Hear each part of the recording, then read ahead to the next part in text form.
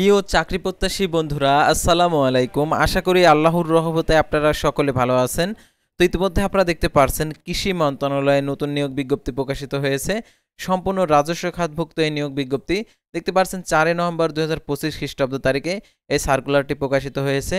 তো এই নিয়োগ বিজ্ঞপ্তির আবেদনের ক্ষেত্রে শিক্ষাগত যোগ্যতা, বেতন স্কেল, আবেদনের শুরুর তারিখ, শেষ তারিখ, আবেদন ফি কত টাকা এবং আবেদন কিভাবে করতে হবে এভরিথিং সবকিছুই জানতে পারবেন। তো ভিডিও শুরুর প্রথমে আপনি যদি অল জব নিউজ বাংলাদেশ এই চ্যানেলে প্রথমবার এই ভিডিওটি দেখে থাকেন তাহলে আমাদের এই চ্যানেলটিকে সাবস্ক্রাইব করে রাখবেন এবং notification bell button all press করে রাখবেন। এই ভিডিওটিতে একটি লাইক করে দিবেন। আর যারা ইতিমধ্যে আমাদের এই চ্যানেলটিকে সাবস্ক্রাইব করে পাশে রয়েছেন তাদেরকে অসংখ্য ধন্যবাদ আমাদের এই চ্যানেলটিকে সাবস্ক্রাইব করে পাশে থাকার জন্য। আমাদের যারা ফেসবুক পেজে ভিডিও দেখছেন অবশ্যই আমাদের ফেসবুক পেজটি ফলো দিয়ে আমাদের ফেসবুক পেজের সঙ্গে থাকবেন। ডিসক্রিপশন বক্সে আমাদের ফেসবুক পেজের লিঙ্ক দেওয়া রয়েছে, তো এখানে ক্লিক করে দিবেন, সাথে সাথে আমাদের ফেসবুক পেজে নিয়ে যাবে। তো আমাদের ফেসবুক পেজ এবং ইউটিউব চ্যানেলে যে সকল আপডেটগুলো জানতে পারবেন, সরকারি, বেসরকারি, এনজিও, ডিফেন্স, শিক্ষক নিয়োগ, sales, marketing, railway job, NGO job, একত্রে সকল ধরনের নিয়োগ বিজ্ঞপ্তি, পাশাপাশি নিয়োগ পরীক্ষার সময়সূচিগুলোও জানতে পারবেন। তো আর কথা না বাড়িয়ে চলে যাচ্ছি মূল সার্কুলার পেজে। আর অবশ্যই আপনারা আমাদের এই ফেসবুক পেজটি ফলো দিয়ে রাখবেন। তো দেখতে পাচ্ছেন এখানে কৃষি মন্ত্রণালয়ের যে নিয়োগ বিজ্ঞপ্তিটা প্রকাশ করছে 4 নভেম্বর 2025 খ্রিস্টাব্দ তারিখে নিয়োগ বিজ্ঞপ্তি।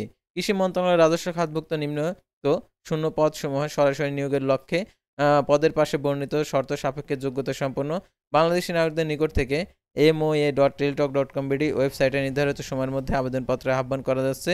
অনলাইন ব্যতীত কোনো আবেদনপত্র গ্রহণ করা হবে না। তো দেখতে পাচ্ছেন এখানে পদের নাম, জাতীয় বেতন স্কেল 15 সাল অনুযায়ী পদের সংখ্যা, শিক্ষাগত যোগ্যতা। দেখতে পাচ্ছেন এখানে সারেজমিন তদন্তকারী, গ্রেড হচ্ছে 12, 11,000 টাকা থেকে 11,300 টাকা থেকে 27,300 টাকা, পদের সংখ্যা 4টি। কোনো স্বীকৃত বিশ্ববিদ্যালয় হতে কৃষি, অর্থনীতি, গণিত, অর্থনীতি, পরিসংখ্যান বা বাণিজ্যে 2য় শ্রেণীর স্নাতকোত্তর ডিগ্রি। তারপরে দেখতে পাচ্ছেন এখানে 7 মুদ্রাক্ষরিক কাম কম্পিউটার অপারেটর, 13তম গেট, 11,000 টাকা থেকে 26,590 টাকা বেতনে, পদের সংখ্যা 7টি। কোন স্বীকৃত বিশ্ববিদ্যালয় হইতে স্নাতক সমান ডিগ্রি কম্পিউটার প্রশিক্ষণ প্রাপ্ত, 60টির ভিতরে সর্বনিম্ন গতি প্রতি মিনিটে বাংলায় 45 এবং ইংরেজিতে 70 শব্দের গতি থাকতে হবে। কম্পিউটার মুদ্রাক্ষরিকের সর্বনিম্ন গতি বাংলায় 25 এবং ইংরেজিতে 30 শব্দের গতি থাকতে হবে। Word processing, email, fax machine চালানোর দক্ষতা, অভিজ্ঞতা থাকতে হবে। তারা কম্পিউটার অপারেটর, 13তম গেট, 11,000 টাকা থেকে 26,590 টাকা, পদের সংখ্যা 4টি। কোন স্বীকৃত বিশ্ববিদ্যালয়তে বিজ্ঞান বিভাগে স্নাতক সমান ডিগ্রি, কম্পিউটার মুদ্রাক্ষরকে সর্বনিম্ন গতি প্রতি মিনিটে বাংলায় 25 এবং ইংরেজিতে 30 শব্দ গতি থাকতে হবে। স্ট্যান্ডার্ড অ্যাবিলিটি টেস্ট উত্তীর্ণ। তারা অফিস সহকারী কাম কম্পিউটার মুদ্রাক্ষরিক, 16তম গেট, 9,300 টাকা থেকে 22,490 টাকা, পদের সংখ্যা 2টি। কোন স্বীকৃত বোর্ড হতে উচ্চ মাধ্যমিক সার্টিফিকেট সমান পরীক্ষা উত্তীর্ণ, কম্পিউটার প্রশিক্ষণপ্রাপ্ত। কম্পিউটার মুদ্রাক্ষরকে সর্বনিম্ন গতি প্রতি মিনিটে বাংলায় 20 শব্দ এবং ইংরেজিতে 20 শব্দের গতি থাকতে হবে। তো তারপরে দেখতে পাচ্ছেন এখানে স্ট্যান্ডার্ড অ্যাবিলিটি টেস্ট উত্তীর্ণ থাকতে হবে। তো তারপরে দেখতে পাচ্ছেন এখানে যে অফিস সহকারী কাম কম্পিউটার মুদ্রাক্ষরিক, 16তম গেট, 9,300 টাকা থেকে 22,490 টাকা, পদের সংখ্যা 2টি। কোন স্বীকৃত বোর্ড হইতে উচ্চ মাধ্যমিক সার্টিফিকেট সমান পরীক্ষা উত্তীর্ণ, কম্পিউটার প্রশিক্ষণপ্রাপ্ত। কম্পিউটার মুদ্রাক্ষরিকে সর্বনিম্ন গতি 20 শব্দ এবং ইংরেজিতে 20 শব্দের গতি থাকতে হবে এবং computer word processing, email, fax machine চালানোর দক্ষতা, অভিজ্ঞতা থাকতে হবে। তারপরে দেখতে পাচ্ছেন ক্যাশ সরকার, 18তম গেট, এটা হচ্ছে 8,800 টাকা থেকে 21,310 টাকা, পদের সংখ্যা 1টি। কোন স্বীকৃত বোর্ড হতে বাণিজ্য বিভাগে উচ্চ মাধ্যমিক সার্টিফিকেট সমান পরীক্ষা উত্তীর্ণ, কম্পিউটার চালানোর দক্ষতা থাকতে হবে। কম্পিউটার ওয়ার্ড প্রসেসিং, কম্পিউটার পরিচালনার দক্ষতা, অভিজ্ঞতা থাকতে হবে। তারপর দেখতে পাচ্ছেন অফিস সহায়ক, 20তম গেট, 8,250 টাকা থেকে 20,010 টাকা, পদের সংখ্যা 8টি। কোন স্বীকৃত বোর্ড হইতে মাধ্যমিক স্কুল সার্টিফিকেট সমান পরীক্ষায় উত্তীর্ণ। তো তারপর দেখতে পাচ্ছেন এখানে আবেদনের ক্ষেত্রে যে শর্তাবলী রয়েছে, অর্থাৎ নিয়োগের যে সকল জেলার প্রার্থীগণ আবেদন করতে পারবেন, আবেদনকারীগণকে অবশ্যই বাংলাদেশী নাগরিক, স্থায়ী নাগরিক হতে হবে। এই নিয়োগ বিজ্ঞপ্তির পদের সংখ্যা পূরণের ক্ষেত্রে ক্রমিক 1 সার ব্যবস্থাপনা মনিটরিং অধিশাখার কর্মকর্তা কর্মচারী নিয়োগ বিধিমালা 14, 2 ও 4 ও 6 নং ক্রমিক নংয়ের বাংলাদেশ সচিবালয় ক্যাডার বহির্ভূত গেজেট কর্মকর্তা, নন গেজেট কর্মচারী নিয়োগ বিধিমালা 2014-20 সংশোধিত ক্রমিক 3 এবং সরকারি কম্পিউটার পার্সোনাল নিয়োগ বিধিমালা 2019 ক্রমিক 5 নং পদে মন্ত্রণালয় ও বিভাগসমূহের হিসাবকোষের কর্মচারী নিয়োগ বিধিমালা 18 অনুসরণ করা হবে এবং আবেদনকারীর নাম, পিতার নাম, মাতার নাম, জন্ম তারিখ, নিজ জেলার নাম সহ অন্যান্য সকল তথ্যগুলো সংশ্লিষ্ট সনদে যেভাবে লেখা রয়েছে অনলাইনে আবেদনে ফর্মে হুবহু লিখতে হবে। তো দেখতে পাচ্ছেন মুদ্রিত হস্তলিখিত কোনো প্রকার আবেদনপত্র ডাকযোগে বা কোনো উপায়ে প্রেরণ করা হলে বাতিল বলে গণ্য হবে।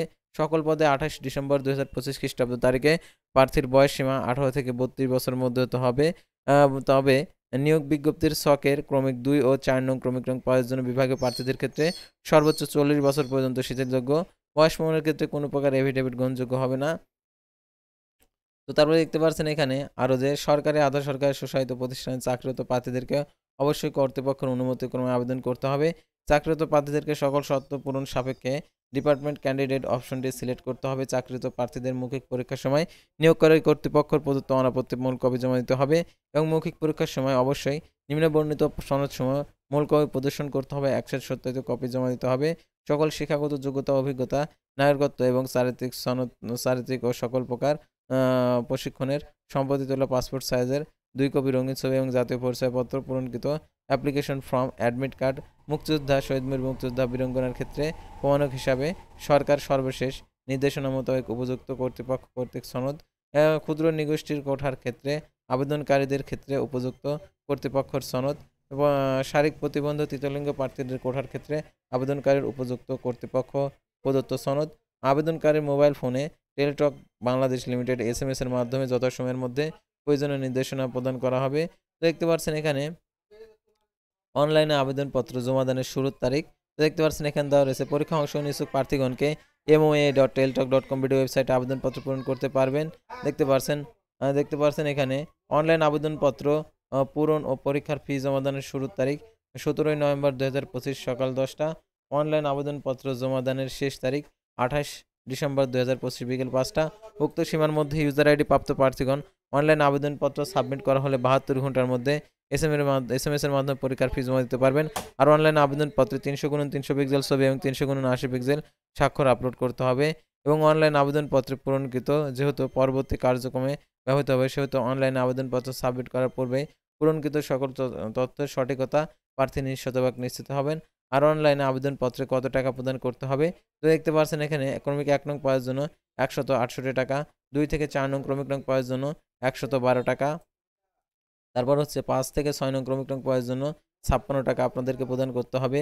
অনগ্রসর নাগরিক 1 থেকে 6 নং ক্রমিক নং পদের জন্য আছে 56 টাকা আর কি প্রদান করতে হবে টেলিটক সার্ভিস চার্জ সহ। এখানে বিশেষভাবে উল্লেখ্য যে অনলাইন আবেদনপত্রের সকল অংশ পূরণ করলেন কিন্তু পরীক্ষার ফি জমা দিলেন না তাহলে আবেদনপত্র কোনো অবস্থাতে গৃহীত হবে না, শুধু টাকাটি জমা দিয়ে দিবেন।